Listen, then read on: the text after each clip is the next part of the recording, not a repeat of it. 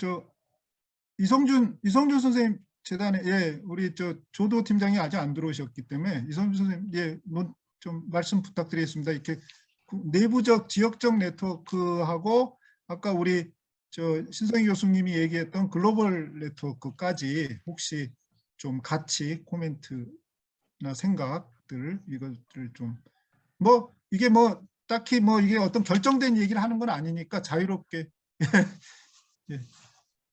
네, 저희 재단에서도 사실 에코뮤지엄 관련해서 많은 고민과 과제를 안고 있다고 생각합니다. 왜냐하면 이게 2016년부터 지속된 사업이고 올해가 연차로 보면 6년차 사업을 하고 있습니다. 예산 투입된 것을 보면 6년 동안 거의 한 100억 정도가 투입이 됐습니다. 매해 한 20억 언더로 저희가 투입이 됐었으니까 연차 사업으로 한 100억 정도가 투입되는 사업은 사실은 흔치 않은 사업입니다. 상당히 많은 예산을 저희가 쓰고 있는 건데, 저도 사실은 올 초에 발령을 받고 이제 에코뮤지엄 사업을 하게 됐는데요. 그동안 저희가 에코뮤지엄이 5년 동안 어떻게 진행됐느냐를 좀 살펴봤습니다. 몇 달 동안.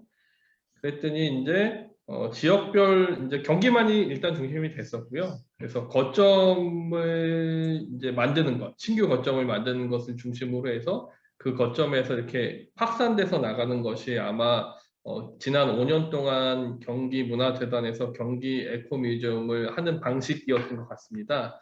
그러면서 그 거점 중심으로 일부의 여러 활동가들이 네트워킹을 하는 거를 저희가 목표로 삼았었던 것 같습니다. 맞습니다. 근데 실제적으로 저희가 5년 동안 어느 정도 네트워킹이 됐는지, 어느 정도 조직 체계가 구성됐는지를 고민을 해보고 판단을 해봤더니 그나마 네트워킹이 잘 되고 그룹이 서로 유대가 되고 연대가 되는 데가 안산이나 시흥 정도였었습니다. 예. 근데 이제 실제로 안산은 이제 그 대부도를 중심으로 했던 그런 지역 활동가 단체들이 있었고요. 시흥은 이 갯골 생태공원을 중심으로 했던 그런 미산동을 비롯해서 그런 그 지역의 활동가들이 네트워킹을 하고 있었었는데, 저희가 사실은 작년부터 시작해서 올해 그 시흥하고 안산 지역에 활동하시는 분들한테 이게 네트워크가 지금까지는 임의단체였으면 좀 이게 협동조합이 됐든 어떤 단체로 구축이 되는 사례를 저희가 좀 보고 싶었습니다, 사실은. 그래서 그렇게 단체로 구축이 되면 저희가 예산을 지원할 수 있는 폭도 넓어지고, 굳이 공개 경쟁을 하지 않아도 저희가 지원할 수 있는 것들이 훨씬 더 넓어져서 그렇게 요청을 드렸었는데, 이게 사실은 쉬운 일이 아니시더라고요.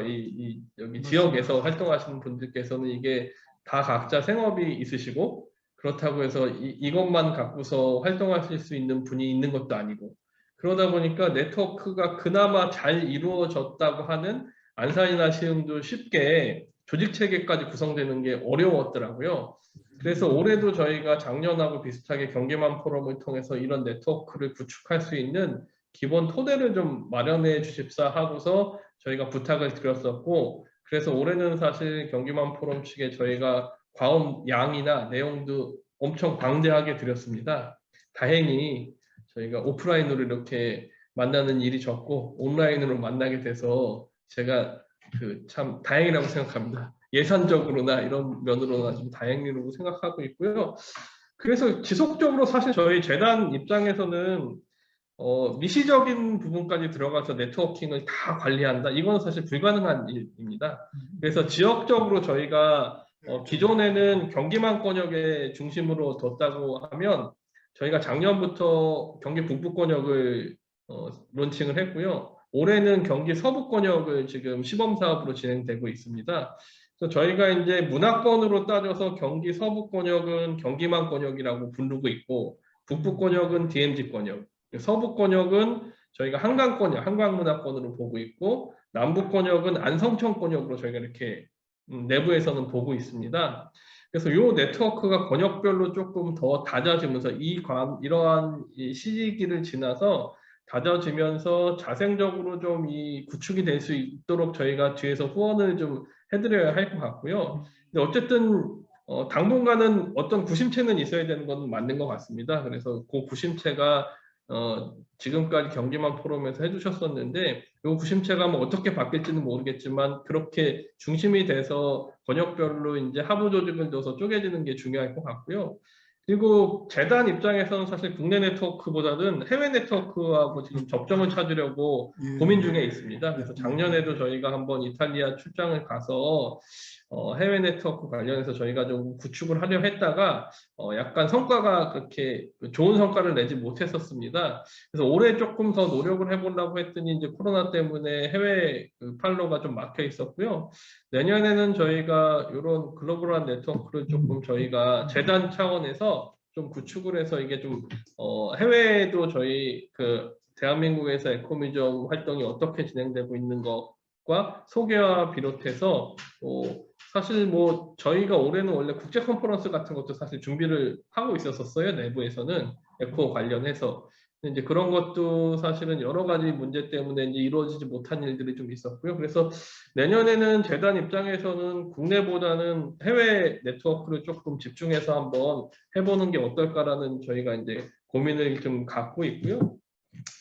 결국은 사실은 이 에코뮤지엄의 가장 큰 근본적인 문제점이라고 재단에서 판단하고 있는 거는 지원금이 나갔을 때는 운영이 되지만 지원되지 않았을 때는 운영이 되지 않는다. 이런 진짜 큰 단점이 있는데 잘 아시겠지만 이 공공기관에서 하는 일들이 예산이 세워지고 예산이 우리한테 들어오고 이거를 쓰는 시점이 이게 사기업 같지 않아가지고 1월 1일 땅땅땅 치면서 쓸 수 있는 게 아닌 거는 다 알고 계시잖아요. 그러니까 행정적으로 공백이 생길 수밖에 없는데 거기다가 또 저희가 뭐 공모라는 절차를 거쳐서 이렇게 진행하다 보니까 공백이 생기는데 그 공백이 생겼을 때 운영이 전혀 안 된다는 이 단점이 생겨버리더라고요. 그래서 이제 저희가 올해부터 이게 좀 지원은 하는데 이게 좀 자생을 할 수 있는 그 조금만 씨앗이라도 좀 심어줘 보면 어떻겠냐. 그래서 이게 저희가 뭐 쉽게 에코가 그냥 활동만 하는 것이 아니고 판매를 할 수도 좀 있었으면 좋겠고 그리고 뭐 굿즈를 만들어 가지고 뭐 이렇게 홍보를 할 수도 있을 것 같고 그 동네범 같이 여행을 하는 데라면 이걸 갖고서 여행 상품을 좀 만들어서 자생할 수 있는 좀 그런 단체들이 저희가 많아졌으면 좋겠다라는 저희가 고민을 갖고 내년에도 그렇게 나아갈 것 같고요. 또 하나는 저희가 내년은 재단이 또 요즘 또 트렌드에 맞춰서 ESG 경영을 또 선언을 하셔서 그러고 보니까 에코가 참 그 E를 갖고 있지 않습니까? S도 갖고 있고 G도 가지려면 가질 수 있지만 G까지는 저희가 뭐 그런데 그래서 내년에 저희 에코뮤지엄의 정책적인 방향성은 환경에 대해서 조금 더 관심을 갖자. 그래서 환경 관련된 교육이나 뭐 단체라든지 활동 같은 것에 조금 더 저희가 방점을 한번 찍어보자라는 생각을 갖고 있고요. 내년에까지 저희 대표님께서 에코가 저희가 이제 내년까지 경기도하고 투용자 심사가 완료돼가지고 내년까지 예산은 확정이 돼 있는데 그 이후에는 저희가 또 한 번 절차를 거쳐야 합니다. 그래서 내년까지는 우리가 확실한 좀 성과를 좀 내보자. 에코가 이런 사업이다. 성과를 내보자라는 생각을 갖고 있어서요. 저희가 그러한 방점을 갖고서 움직이고 있고요. 그 안에서 활동가 분들이나 각 지역에 계신 뭐 거점에 계신 분들이나 좀 도움을 주셔서 저희가 한꺼번에 좀 좋은 올해는 어쩔 수 없었지만 올해는 모든 사업이 다 이렇게 진행됐었으니까요. 내년에는 조금 여태까지는 씨를 뿌렸으면 내년에는 조금 꽃을 피우고 열매를 맺는 그러한 그 해가 돼야 되지 않을까라는 생각을 하고 있고요. 그래야지만 저희가 이 사업이 또 탄력을 받아가지고 다시 5년이 갈 수 있다든지 예산이 또 그만큼 설 수 있다든지 하는 그러한 중요한 시점이 될 것 같아서요. 내년도 좀 같이 협력해서 도움을 주셨으면 좋을 것 같습니다. 예, 예, 감사합니다. 그 권역 네트워크들을 좀 강화를 해 나가면서 지역 네트워크를 이렇게 연결시키겠다라는 말씀, 그리고 그 국제 글로벌 네트워크에 대한 사업 구상들은 계속 지금 준비를 하고 계시다고 하는 거 말씀해 주셨습니다. 아까 우리 예, 조도 조도 팀장님, 예, 뭐야 이거? 네, 예, 말씀해 안녕하십니까. 주십시오. 조도 예, 팀장님 안녕하십니까. 들어오셨습니다. 네. 예. 좀 늦게 참여했습니다. 죄송합니다. 네. 네. 네트워크 형성이나 이 활동 부분에 대한 논천 말씀해 네네. 주십시오. 네네. 일단은 반가운 얼굴들이 계셔서 다시 한번 거듭 인사드리고요. 네. 저희는 이제 일단은 뭐 네트워크나 이런 얘기들을 사실은 뭐 김각곤 차장님 포함해서 권 대표님께서도 누누이 강조해 주셨고 저도 동의하는 바이고요. 그리고 그런 약간의 시발이 되는 그런 모임들도 사실은 또 민간 단위에서는 있어 왔었잖아요. 저희가 몇 차례 이제 저희끼리 좀 구상하는 모임도 있었었고 그래서 이제 사실은 에코뮤지엄이라는 게 경기도에서 발발한 다음에 이제 몇 해가 흐른 것 같아요. 그리고 일부는 심화가 되었고 일부는 시차가 존재하다 보니까 또 똑같은 지점에서 다시 시작하는 것 같은 부분도 있는 것 같고요. 근데 이제 그런 건 다 저희가 감수해야 되는 부분인 것 같고요. 그리고 지금 저는 이렇게 경기 동부권으로 원래 남부와 북부 쪽에서 활동을 하다가 동부권으로 넘어온 상태에서 이제 일부 양평의 양강을 중심으로 하고 있는 양강 에코뮤지엄 시범 사업을 올해 경기문화재단 지원을 통해서 일단 첫 시작을 하고 있는 상황이라서 이 내용도 살짝 저희가 공유를 해드리고 그리고 네트워크에 대한 저의 소회도 좀 밝히고자 하고 있습니다. 그래서 제가 몇 분 정도 얘기해도 되나요? 아니 시간을 제가 많이 못 드리고 한 네. 5분 이내 5분 이내 알겠습니다. 논찬으로 네. 되게 이제 네. 네트워크와 관련한 역할들이 어떻게 이루어져야 되는지 네. 그리고 그 지역 사이트를 지속화할 수 있는 방식 이런 네네. 문제와 관련해서 얘기를 좀 네네. 해주십시오. 알겠습니다. 사실 오늘 이제 발제 자료를 김각곤 차장님 거는 미리 받아봤었고 그리고 이제 오늘 또 신 교수님 거는 좀 제가 늦게 오는 바람에 못 들었습니다. 그렇지만 일단은 지금 동부권 같은 경우에는 에코뮤지엄에 대해서는 사실은 시작점에 있고요. 저희는 양강이라는 거를 중심으로 장소 특정성을 가지고선 들어가다 보니까 당연히 어느 지역이나 역사적 자산이나 문화적 자산은 상당히 많겠지만 이거를 엮어내기 전 단계가 지금 사실은 저희는 좀 전무한 상태예요.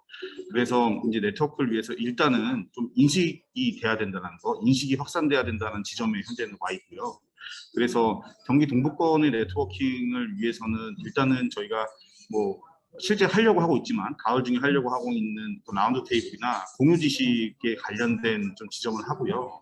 그리고 또 다른 차원에서 지금 도에서 진행되는 문화자치 테이블에서 어쨌든 경기 동부에 대한 8개 지역, 그러니까 양평을 포함한 가평부터 뭐 하남, 여주 이천까지 해서 8개 지역에 대한 연대하는 테이블이 한 차례 만들어졌었어요. 그래서 지금 이 테이블에 이거를 해산하지 않고 에코뮤지엄을 좀 확산할 수 있는 네트워킹의 자리로서 좀 권역을 이렇게 묶는 테이블을 이번에 경기만 포럼과 함께 한번 1차 시도를 해보면 어떨까라는 생각을 하고 있습니다. 그리고 추후에 이렇게 31개 시군이 각계격파식으로 만나기는 쉽지 않다 보니까 물론 경기도에서는 이미 경문협 같은 뭐 문화재단을 중심으로 하고 있는 단체들도 있지만 또 다른 또 민간이 주도하고 에코뮤지엄과 민간이 만나서 이렇게 주도할 수 있는 테이블들이 뭐 장소를 행정적인 장소를 중심으로 하든 아니면 문화권을 중심으로 하든 이렇게 약간의 묶음들이 있고 그 묶음들끼리 이렇게 만나는 이제 자리들을 좀 정례화할 수 있으면 좋겠다라는 생각도 저도 의견으로 밝히고 싶습니다. 네. 예, 감사합니다. 우리 동부권은 사실은 경기만 이후에 북부 DMZ 그리고 이후에 이렇게 참여하셨는데 이 권역적인 흐름에 대한 논의, 역할 이런 부분들은 상당히 제가 보기에는 모범적으로 이렇게 형성이 되면서 에코뮤지엄 운동과 연계가 되고 있다고 생각을 합니다. 그래서 그런 부분을 아마 우리 양평 우리 문화재단 조도 팀장님이 이렇게 중심이 돼서 그 동부권 권역에 대한 아까 권역 네트워크를 만들고 또 그런 걸 통한 권역의 에코뮤지엄 사업들을 같이 협의해가는 이런 흐름들을 이렇게 초창기부터 이렇게 만들고 있어서 상당히 중요한 부분이라고 좀 생각이 들고 아까 우리 김순영 대표님한테 제가 한 말씀 부탁드렸는데 사실은 그 평택에서 얘기했던 지역 네트워크가 가장 핵심이라고 저는 생각합니다. 이제 지역에 같이 머리를 맞대는 그 지역의 사이트가 네트워크가 안 되면은 권역이고 뭐 국제고 뭐 이게 사실은 불가능하다고 생각하거든요. 근데 그거를 시흥이 안산에 비해서는 사실 시흥이 잘 이렇게 진행을 해 오셨어요. 그래서 아까 그 사례를 중심으로 그것이 또 앞으로 어떻게 가야 되는지를 좀 그 코멘트를 좀 부탁드리겠습니다. 예. 예, 화면이 예, 공유됐죠. 예, 네. 아까 코끼리 다리 긁은 것 같아서 조금 민망하긴 한데요. 저희는 그 지역의 네트워크는 당연히 돼 있다고 생각을 하고, 그러면 경기도 전체의 네트워킹은 어떻게 할 것인가에 대한 이야기를 드렸던 거거든요. 근데 시흥이 네트워크가 잘 되는 이유는 액터, 현장에서 활동하는 사람들이 많다는 거예요. 실질적으로. 그러니까 동네봄도 활동가고, 개골 사회적 협동조합도 맞습니다. 예, 활동가고, 그러니까 활동가가 두 단체가 깊게 확 이제 자리를 잡고 있으니까 동네범이 못하는 거를 개골에서 커버해주기도 하고, 그리고 또 조금 부족한 것들은 뭐 연구회에 들어와 있는 분들이 조금씩 도와주기도 하고, 근데 이런 관계를 맺으면서 이게 유지가 된다고 생각이 들거든요. 근데 작년까지는 이제 그 지속협 중심으로 이제 국장님이 어떤 연구회 구성원들조차도 이렇게 구성을 하셨는데, 저 역시 작년에 이제 연구회에 참석을 하다 보니까 기왕이면 어떤 연구자 중심의 사람도 있어야 되겠지만, 민간에서 민간적인 그 에코뮤지엄이 확산이 되려면 일단 참가자가 되게 많아야 되고, 회자되는 그 말에 그 횟수가 많아야 된다는 게 제 생각이거든요. 그러려면 이제 민간의 시야를 가진 사람도 반드시 들어와야 된다는 게 저의 생각이고, 이러한 어울림은 절대로 페이퍼로는 이루어지지 않아요. 현장에서 일을 해야만 이루어진다고 생각하거든요. 그래서 세 개의 축으로 봤을 때 관계가 형성이 잘 되려면 일과 학습, 이 세 축이 같이 움직여야 된다는 게 저희들의 중심 생각이에요. 그래서 2021년에 새롭게 구성된 이 관계가 미산동을 중심으로 한 이 거점 공간에서 직접 미팅을 하고 직접 통화를 하고, 그리고 뭔가 사업 하나를 일을 통해서 또 이야기하는 과정에서 콘텐츠 개발을 하는 기회를 부여받으면서 아이디어가 생성되기도 하고, 그 아이디어가 디벨롭 됐기도 하고, 그러면서 그 민간에게조차도 제가 어떤 것들을 이슈를 딱 던져주면 그 민간인도 내가 이걸 어떻게 하면 풀어내면 좋을까, 내가 이웃집에 어떻게 전달하면 좋을까에 대한 스스로 학습이 이루어지더라고요. 근데 이것은 이제 개인의 학습이기도 하지만 공동의 학습 영역으로 갔을 때는 이제 시흥 에코뮤지엄에 도대체 무엇을 담을까에 대한 고민과 어디를 박물관을 할 건지, 무엇을 담을 건지, 이런 학습이 계속 이루어져야 되거든요. 근데 그 공론회장도 말씀을 하셨는데, 죄송해요. 민간에서는 학습만 하는 거 굉장히 싫어해요. 모이지 않아요.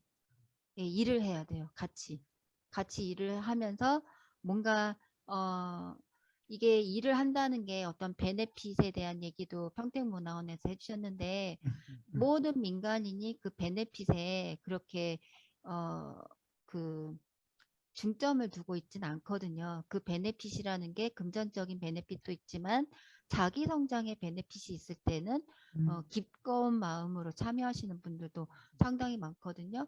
올해 이제 마음약방의 박헌미 선생님 같은 경우는 일로 다 원래는 관계로 참여하고 싶어 하셨지만 그 관계에 대한 게 풀리지 않아서 그분이 하시는 말이 구현하고자 하는 그 핵심 행위가 뭔지를 몰라서 오히려 일을 맡겼더니 이 일이 이제 가시화되면서 이분이 재밌다, 나 미산동에 애착이 간다, 그러면서 그 자기 성장에 대한 베네핏이 있었기 때문에 이게 유지가 되거든요. 그러니까 평택문화원에서도 혹은 다른 타 문화원에서도 그 경제적인 이익뿐만 아니라 그 개개인이나 단체의 성장에 대한 이득을 어떻게 하면 줄 것인지에 대한 고민을 해보셨으면 좋겠고, 그리고 동네봄이 어디 가서 이런 말 안 해요.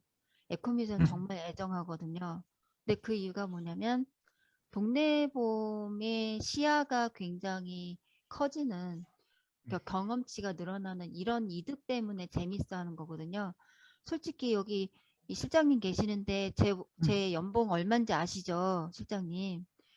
다들 모릅니다. 물어봐요. 네? 모르는데 연봉 얼마인지 제 몰라. 연봉이요? 네. 750만 원이에요. 아이고, 네. 맞습니다. 네. 750만 원인데 누가 이런 걸 하겠어요? 그러니까요. 네. 재밌거든요. 음. 네, 재밌으니까 하는 거예요. 네. 그러니까 이게 민간의 성격이라는 거죠.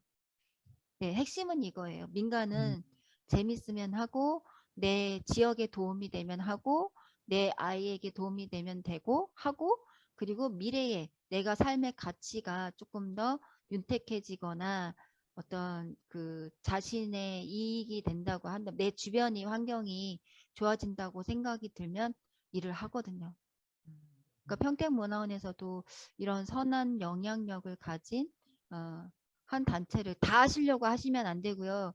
죄송한데 문화원이 먼저 나서서, 아까 김포문화재단의 팀장님도 얘기하셨는데 먼저 딱 좌장을 하시고 하면은 아, 이것도 무슨 공부를 하려고 하지, 이렇게 거부 반응이 먼저 일어나는데, 그런 것들을 이제 민간에서 재밌는 놀이 하자는 식으로 예, 관계, 예. 예, 관계에서 먼저 시작을 하셨으면 좋겠습니다. 감사합니다. 예. 네. 예, 말씀 감사합니다.